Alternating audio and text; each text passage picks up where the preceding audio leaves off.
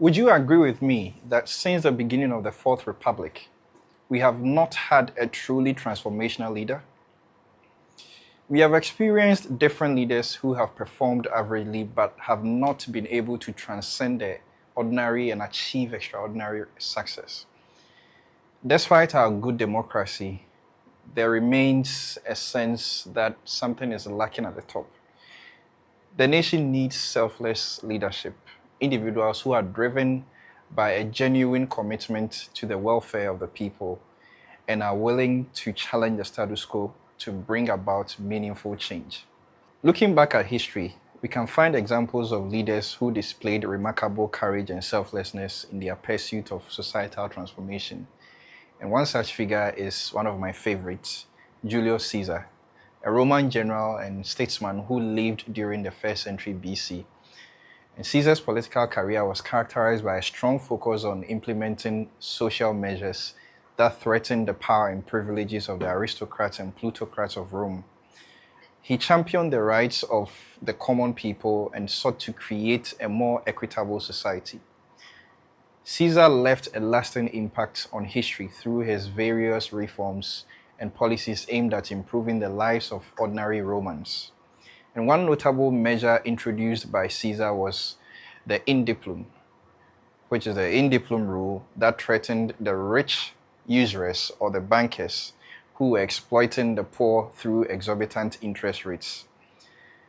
This reform serves as an example of the need for safeguards and safety nets to protect the most vulnerable members of society.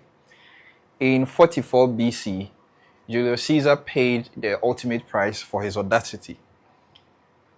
On the Ides of March, he was assassinated, suffering 23 wounds at the hands of conspirators who feared his growing influence and reforms. Caesar's dedication to the welfare of the people, even at the cost of his own life, exemplifies the type of selfless leadership we need to navigate our challenges and create a better future for our citizens.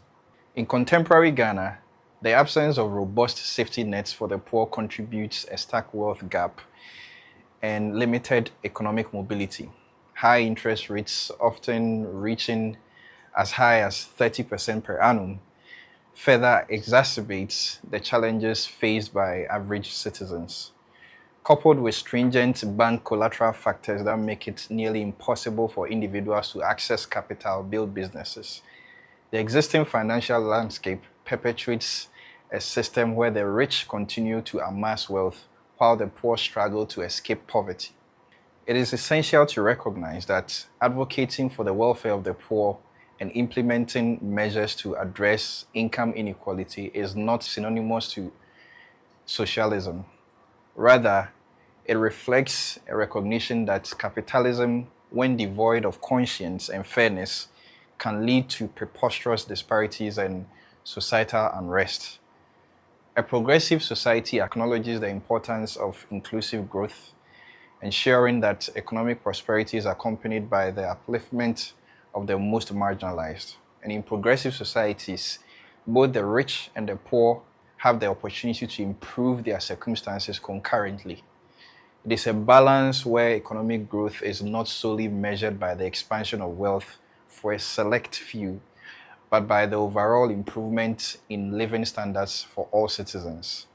This requires conscious effort to design and implement policies that foster economic inclusivity and provides access to quality education and healthcare and creates opportunities for upward mobility. The legacy of Julius Caesar and his fight against usury serves as a reminder that leaders have a responsibility to challenge oppressive systems that perpetuate poverty and inequality. A true leader must address the high interest rates and stringent collateral requirements in the country. This is crucial to unlocking the economic potential of Ghana. Moreover, a comprehensive social safety net that includes initiatives such as truly affordable housing, healthcare subsidies, and targeted welfare programs can serve as a buffer for those facing economic hardships. What part do we have to play as citizens? I call it awakening our consciousness. At the center of our progress and development lies the need for a collective awakening of our consciousness. This is a higher level of thinking, and it encompasses a sense of self-awareness, empathy for fellow Ghanaians, and a deep connection to the land we inhabit. One important aspect of awakening consciousness is recognizing the importance of preserving the environment for future generations. Environmental consciousness has to be deeply ingrained, and we must know and honor our role as stewards of this land. An awakened consciousness also entails a sense of responsibility and care for one another as Ghanaians. This extends beyond individual pursuits to encompass a collective commitment to social cohesion, equality, and inclusivity. It involves transcending divisive boundaries of tribe, ethnicity, and political affiliation to foster a sense of national unity. When we recognize that our progress and well-being are interconnected, we can work together to address social challenges that hinder our nation's development. And we need a shared pride that will serve as a unifying force, inspiring citizens to contribute positively to the communities, engage in meaningful dialogue, and hold leaders accountable for their actions. We can also overlook the importance and significance of time consciousness. Time is a precious resource, and how we value and utilize it directly impacts our productivity, efficiency, and overall progress as a nation. We must be aware of the value of time and the importance of punctuality and timeliness in our daily lives. It involves a mindset shift that recognizes the impact of delayed actions, missed opportunities, and the cost of inefficiencies. Government and organizations must lead by example and prioritize punctuality and efficiency in their operations. Time consciousness extends to the collective consciousness of a nation. When we recognize the value of time and make a commitment to be punctual and efficient, we unlock a tremendous potential for growth and progress. And this is what will enable us to accomplish more and seize opportunities, build reputation as a reliable and a forward-thinking nation. One of the most important aspects of awakening the consciousness also involves examining our cultural values and shifting our mindset towards a long-term orientation. Hofstede's cultural dimensions theory provides valuable insights into how cultural values influence societal behaviors and attitudes. In particular, the concept of long-term orientation can shed light on the need for Ghana to cultivate a culture for foresight, planning, and disciplined consumption. Now, in many Asian countries, including Japan, there is a notable emphasis on long-term thinking and planning. Multinational companies in Japan are known for their strategic vision that spans generations, with some businesses successfully operating for over a century. There are over 5,000 companies in Japan that have existed for more than 100 years. 5,000 companies. Contrastingly, in Ghana, we have witnessed a scarcity of businesses that have withstood the test of time. This can be attributed in part to a culture of consumption and instant gratification. The allure of immediate rewards often outweighs the prudence of long-term planning. As a society, we need to shift our mindset and embrace the discipline of delayed gratification, recognizing that sustainable success and enduring legacies are built over time. The Stanford Marshmallow Experiment, conducted by psychologist Walter Mischel, is a fascinating study on delayed gratification that I would want everyone to research on. Now, in that experiment, the children were given a choice.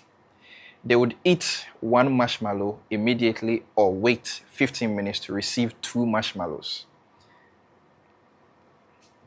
The study found that children who were able to delay gratification tended to have better life outcomes, such as higher SAT scores and greater educational attainment. The evidence is clear. We need to contain short-term pains for long-term gains.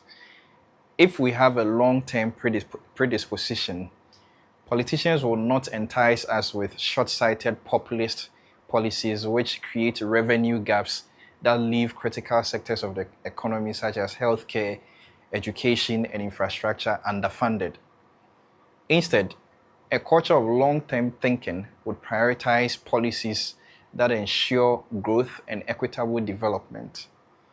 Nations with strong long-term orientation invest in sectors that yield gradual but transformative benefits. Singapore focused on education and urban planning decades ago, reaping the rewards of a highly skilled workforce and a world-class infrastructure today. A mindset of delayed gratification among citizens will reduce the glamour of quick fixes. And this means that people are going to adopt the habit of saving. And if individuals and communities embrace the value of saving, investing and planning for the future, it creates a ripple effect that strengthens the economy and encourages responsible governance. Leaders would then be compelled to adopt policies that align with these values rather than pandering to immediate desires. In 2015, the Swiss National Bank introduced a negative interest rate of 0.75 on bank deposits. This policy was designed to discourage excessive savings and stimulate economic activity by encouraging spending and investment. So what it means is that Swiss people saved so much that they were punished for saving. Yes, that's what it means. That is why it is one of the greatest economies in the world, with the second highest GDP per capita. This is the power of long-term orientation, a culture of excellence, and delayed gratification. We need a mindset overhaul, and this shift requires that our education systems teach financial literacy and strategic planning, create community dialogues that emphasize patience and foresight, and leadership models that rewards long-term thinking.